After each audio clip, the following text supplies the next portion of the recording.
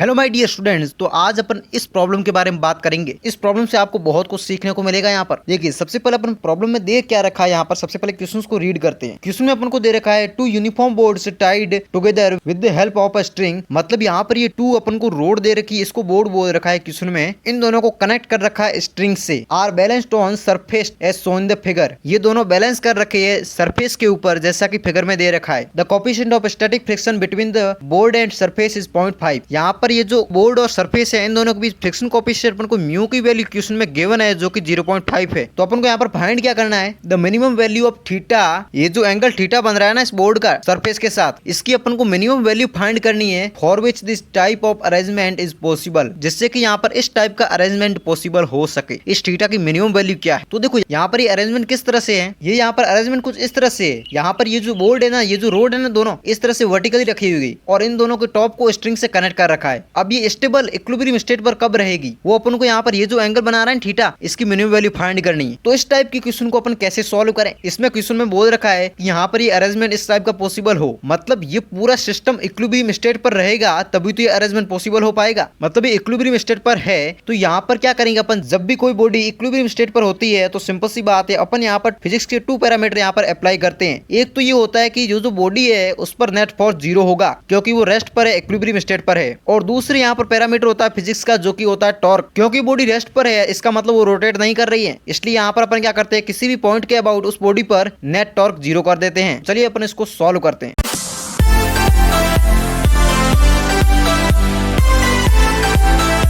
तो देखिए मैंने यहाँ पर क्या किया, यहाँ पर एक रोड ये ले ली, इसका मैंने यहाँ पर क्या किया, फ्री बॉडी डायग्राम बना दिया। किस तरह से बनाया, देखिए यहाँ पर ये रोड इस तरह से सरफेस के ऊपर है, एंगल थीटा है। यहाँ पर ये क्या है, ये स्ट्रिंग से कनेक्ट है रोड। देखो यहाँ पर ध्यान से, ये स्ट्रिंग से कनेक्ट है, तो यहाँ पर मैंने सिंपली स्ट्रिंग बना ली। और अपन यहाँ पर ये एज्यूम कर लेते हैं कि स्ट्रिंग में टेंशन क्या है, टी है। अब रोड है तो रोड का अपन मास स्मॉल एम एज्यूम कर लेते हैं। अब यहाँ पर रोड है तो इसका यहाँ पर सारा मास कहाँ पर होगा, सेंटर ऑफ मास पर होगा। अब रोड का सेंटर ऑफ मास तो मिड पॉइंट पर होता है, तो इसका वेट नीचे की ओर यहाँ पर लगेगा, जो कि वर्टिकल होगा, mg हो जाएगा। तो यहाँ पर वेट mg हो गया। अब यहाँ पर ये क्योंकि ये सरफेस के कांटेक्ट में, तो सरफेस इस पर नॉर्मल लगाएगा, जो कि अपवर्ड एक्शन में होगा। तो यहाँ पर ये नॉर्मल लग गया, अपना n एज्यूम कर लिया नॉर्मल यहाँ पर। अब क्योंकि देखो ये यहाँ पर रोड इस तरह से है, तो यहाँ पर ये जो टेंशन इस तरफ लग रहा है, तो इसको इस तरफ खींच रहा है, तो ये इधर चली जाती ना, क्योंकि हॉरिजॉन्टल में एक ही फोर्स था, ये स्ट्रिंग के कारण टेंशन। इसको किसने रोक रखा है, फ्रिक्शन ने। यहाँ पर इस पॉइंट पर फ्रिक्शन प्रेजेंट है, तो फ्रिक्शन बैकवर्ड में लगेगा, इसको रोकेगा इधर जाने से, तभी तो ये रेस्ट पर रह पाएगी। क्योंकि क्वेश्चन में साफ बोल रखा है ये रोड रेस्ट पर है, तो यहाँ पर फ्रिक्शन इस डायरेक्शन में लग गया, एफ आर एज्यूम कर लिया। तो देखिए अभी जैसा कि मैंने आपको बताया था, जब भी कोई बॉडी इक्विलिब्रियम स्टेट पर होती है, तो अपन यहाँ पर 2 पैरामीटर अप्लाई करते हैं। एक तो नेट फोर्स 0 करते हैं, और एक यहाँ पर टॉर्क 0 करते हैं किसी पॉइंट के अबाउट। तो सबसे पहले मैं क्या करता हूँ, ये जो रोड है इस पर नेट फोर्स 0 कर रहा हूँ। तो यहाँ पर सबसे पहले अपन बात करते हैं वर्टिकल मोशन की। तो वर्टिकली इस पर कौन कौन से फोर्सेज लग रहे हैं, एक तो यहाँ पर ये mg लग रहा है, और एक यहाँ पर ये नॉर्मल लग रहा है। ये दोनों फोर्सेज है जो कि वर्टिकल डायरेक्शन में लग रहे हैं। अब ये नॉर्मल की डायरेक्शन अपवर्ड में और ये mg की डायरेक्शन डाउनवर्ड में। इसका मतलब जब नॉर्मल mg के इक्वल हो जाएगा,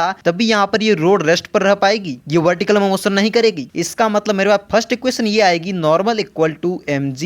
अब यहाँ पर अपन सेकंड बात करें, रोड का हॉरिजॉन्टल डायरेक्शन में मोशन नहीं होना चाहिए, क्योंकि रोड रेस्ट पर है। तो हॉरिजॉन्टल में कौन कौन से फोर्सेज लग रहे हैं, एक यहाँ पर टेंशन है जो कि लेफ्ट डायरेक्शन में, एक यहाँ पर फ्रिक्शन है जो कि राइट डायरेक्शन में। जब ये टेंशन फ्रिक्शन को बैलेंस कर लेगा, तब क्या होगा, इस रोड का हॉरिजॉन्टल में मोशन नहीं होगा। इसका मतलब टेंशन सिंपली मेरा फ्रिक्शन के इक्वल हो जाए, तब यहाँ पर रोड इक्विलिब्रियम स्टेट पर रहेगी। तो अपन ने इस पर नेट फोर्स 0 कर दिया। अब सेकंड पैरामीटर क्या था अपना, टॉर्क। किसी भी पॉइंट के अबाउट 0 करेंगे अपन। अब यहाँ पर मैं क्या कर रहा हूँ, ये जो पॉइंट है ना O, इस पॉइंट के अबाउट टॉर्क को 0 कर रहा हूँ। अब मैं इस पॉइंट O के अबाउट यहाँ पर टॉर्क को 0 क्यों कर रहा हूँ, क्योंकि यहाँ पर मेरे पास 2 अननोन फोर्स है, जो कि नॉर्मल और फ्रिक्शन, इन दोनों का टॉर्क 0 हो जाएगा। करेक्ट है, क्योंकि यहाँ पर दोनों की लाइन ऑफ एक्सिस इसी पॉइंट से पास हो रही है। यदि मैंने इस पॉइंट के अबाउट किया तो क्या होगा, केवल mg का टॉर्क 0 होगा, बाकी किसी का भी नहीं होगा। यदि इस पॉइंट के अबाउट टॉर्क 0 किया तो केवल टेंशन का टॉर्क 0 होगा, बाकी इन तीनों का रह जाएगा। तो इसलिए मैं यहाँ पर इस पॉइंट के अबाउट करूंगा, जिससे कि मेरा दोनों का टॉर्क 0 हो जाए और मेरी वेरिएबल कम हो जाए। तो सबसे पहले अपन बात करें टॉर्क होता क्या है। टॉर्क होता है फोर्स मल्टीप्लाई परपेंडिकुलर डिस्टेंस। यहाँ पर सबसे पहले mg के टॉर्क की बात करते हैं। mg का टॉर्क क्या होगा, mg का टॉर्क हो जाए, फोर्स क्या लग रहा है, mg लग रहा है, मल्टीप्लाई परपेंडिकुलर डिस्टेंस क्या है। देखो ये फोर्स mg ऐसे लग रहा है वर्टिकली, तो इस पॉइंट से परपेंडिकुलर डिस्टेंस देखो क्या होगी, ये वाली डिस्टेंस हो जाएगी, ये वाली OA। तो OA लेंथ क्या है, कैसे फाइंड करें, मेरे को पता है ये एंगल थीटा है और और ये लेंथ L/2 है। क्यों? क्योंकि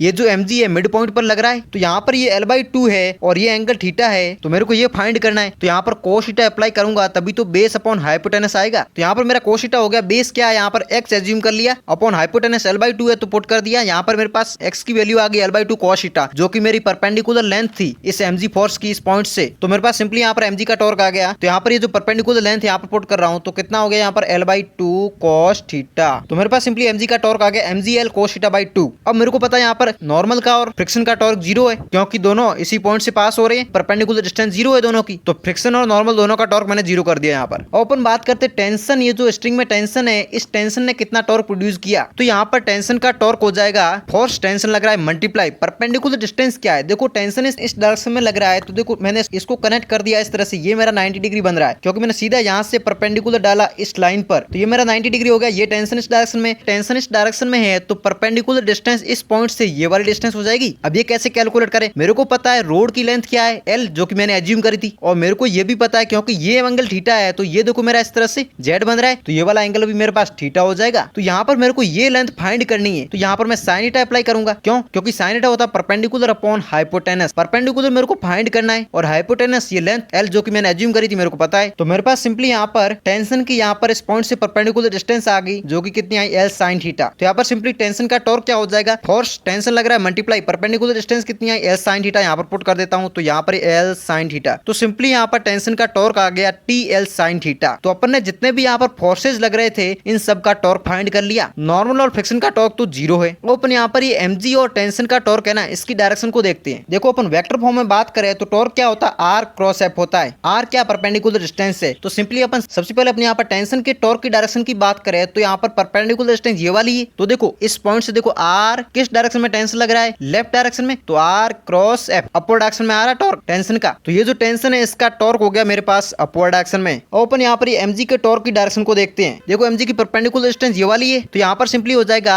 R फोर्स mg डाउनवर्ड में, क्रॉस F डाउनवर्ड में जा रहा है टॉर्क इसका, तो यहाँ पर सिंपली mg का टॉर्क हो गया डाउनवर्ड में। अब क्योंकि रोड इक्विलिब्रियम स्टेट पर है तो सिंपल सी बात है, इस पॉइंट के अबाउट टॉर्क 0। तो यहाँ पर मैं क्या कर रहा हूँ, अपवर्ड डायरेक्शन में जो टॉर्क लग रहा है उसको पॉजिटिव ले रहा हूँ और डाउनवर्ड डायरेक्शन को नेगेटिव ले रहा हूँ। तो यहाँ पर देखो टेंशन का टॉर्क अपवर्ड में था तो मैंने पॉजिटिव ले लिया, mg का टॉर्क डाउनवर्ड में था तो मैंने यहाँ पर नेगेटिव ले लिया, नेट टॉर्क मैंने 0 कर दिया। अब यहाँ पर मैंने इसको कैलकुलेट किया तो मेरे पास T tan थीटा mg/2 के इक्वल आ गया। तो यहाँ पर मैं दे सकता हूँ यहाँ पर सेकंड इक्वेशन से अपना टेंशन फ्रिक्शन के इक्वल आ रहा है, तो सिंपली यहाँ पर टेंशन की जगह फ्रिक्शन रख दूं, तो यहाँ पर सिंपली मेरे पास FR tan theta equal to आ गया mg/2, जो कि मैंने यहाँ पर लिख लिया। अब देखो मेरे पास ये इक्वेशन आ गई। अब यहाँ पर अपना ये जो रोड और सरफेस के बीच में यहाँ पर मैक्सिमम फ्रिक्शन कितना लग रहा है वो अपन फाइंड करते हैं। तो यहाँ पर मेरे को पता है मैक्सिमम फ्रिक्शन होता क्या है, मैक्सिमम फ्रिक्शन होता है mu into N. Mu friction coefficient क्या और नॉर्मल की वैल्यू क्या है। तो यहाँ पर फ्रिक्शन कोएफिशिएंट 0.5 अपन को क्वेश्चन में गिवन है। नॉर्मल की वैल्यू देखो अपनी कितनी आई थी, mg के इक्वल आई थी, तो सिंपली यहाँ पर मैं नॉर्मल की जगह mg रख दूं, तो मेरे पास ये मैक्सिमम फ्रिक्शन आया, कितना आया, mg/2 के इक्वल आ रहा है। तो मेरे पास फाइनली मैक्सिमम फ्रिक्शन की वैल्यू आ गई, जो कि कितनी आ रही है, mg/2। लेकिन इस इक्वेशन से मेरा फ्रिक्शन क्या आ रहा है, mg/2 tan थीटा, और मैक्सिमम फ्रिक्शन mg/2 आ रहा है। अपन को यहाँ पर थीटा की मिनिमम वैल्यू फाइंड करनी थी। ये जो फ्रिक्शन मेरे पास आया है ये फ्रिक्शन क्या है, क्योंकि देखो ये जो रोड है रेस्ट पर है, तो सिंपल सी बात है यहाँ पर फ्रिक्शन क्या लग रहा होगा, सफिशिएंट फ्रिक्शन लग रहा होगा, जितना रिक्वायरमेंट है उतना ही लग रहा होगा। लेकिन मेरे को पता है मैक्सिमम फ्रिक्शन mg/2 है, इसका मतलब ये जो फ्रिक्शन है मैक्सिमम फ्रिक्शन से तो कम ही होगा। तो ये जो वैल्यू है मेरी मैक्सिमम फ्रिक्शन से कम कर दी मैंने। अब इसको मैं कैलकुलेट करूं तो mg से mg मेरा कैंसिल हो जाएगा, 2 से 2 कैंसिल हो जाएगा, और tan थीटा क्रॉस मल्टीप्लाई कर दूं। जैसे क्रॉस मल्टीप्लाई किया तो मेरे पास आ गया 1 <= tan थीटा। अब यहाँ पर मेरा क्या आ रहा है, tan थीटा >